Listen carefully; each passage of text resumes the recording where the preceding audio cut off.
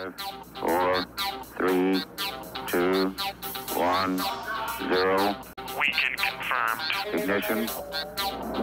Liftoff. Liftoff. This is Question of the Week for Weekend Confirmed. My name is Garnett Lee. Hope you will hit us up on our Twitter at Weekend Confirmed to give us questions each week. This one comes from at Touch and Play, who asks, what is your feeling on big titles such as Square Enix Final Fantasy Tactics coming to iOS? You know, it's a great question because we're going to be talking a lot today in the show about iOS and handhelds because of last week's conversation about the 3DS price drop, possibly signaling the end of purpose-built handheld devices. Now, I think that it's really interesting what Square Enix has been doing in this space because they've been very aggressive about bringing titles over to iOS. The complaint always comes from the player who knows the title and wants to go back and have the nostalgic experience and is missing pieces that have not made the jump into iOS. So either a dumbed down experience or oftentimes the lack of controls.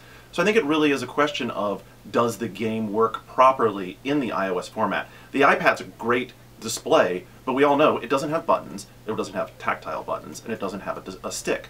So there are a lot of times that those games aren't going to work well. Now, interestingly enough, the game you chose, Final Fantasy Tactics, seems like one that ought to work very well, although I've read some early reports that it's missing content and doesn't have quite the same experience that you get on all the other platforms. So I want to see it, I want to play it. I love the thought of having access to those games. I also like the idea of traditional game publishers being very active in this platform, because we've been very quick to see the aggressive 99-cent developers doing the cut the ropes and those sort of titles that have taken off very quickly, and I think that's sort of built a certain sort of perception about what iOS games are, and they don't have to be that. It's a device. It doesn't care what it plays on it.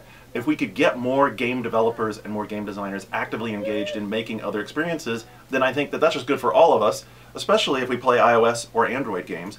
If you haven't seen the game dev story, F1, what's the name of that game? Grand Prix racing game that those guys did for Android. It's very cool, and it's as good as any Game Boy game, and it has a lot of RPG elements. So I think that it's good as long as the effort is maintained, as long as the quality level is maintained. If they're just shoveling stuff to it, I mean, that doesn't matter what the platform is. It could be 3DS ports, it could be virtual console ports, it could be Xbox Live Arcade ports. It doesn't matter what you're porting to. If it's a lazy port, it's a lazy port. Good games for iOS, all for it. Let's see more of them. Hope you'll check back with us next week for the next question of the week, and listen to the show every Friday on iTunes or your feed or on shacknews.com.